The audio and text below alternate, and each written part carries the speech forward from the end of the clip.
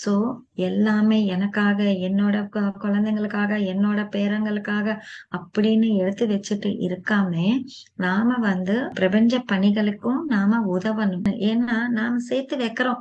நம்ம பிள்ளைங்களுக்கு, பிள்ளைங்களுக்கு, பிள்ளைங்களுக்குன்னு. ஆனா, அவங்க அது சரியா பயன்படுத்துவாங்களா? அத வச்சு அவங்களோட வாழ்க்கை சீரா வாழ்வாங்களா?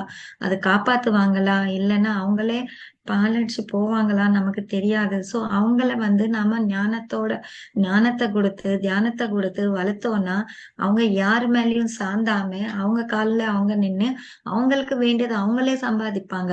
சோ நாம என்ன பண்ணணும்னு நெனைக்கிறோம்? நம்ம குழந்தைங்கள எதுக்கும் பயன்படாத போல நாம வளர்த்தணும்னு நெனைக்கிறோம். சோ அந்த மாரி நாம இருக்கக்கூடாது. அதனால நம்ம கிட்ட இருக்கிறது தாராளமா நம்ம குடுக்கும்போது, நமக்கு தேவையானது நமக்கு என்ன வேணுமோ அது தன்னால கிடைக்கும்.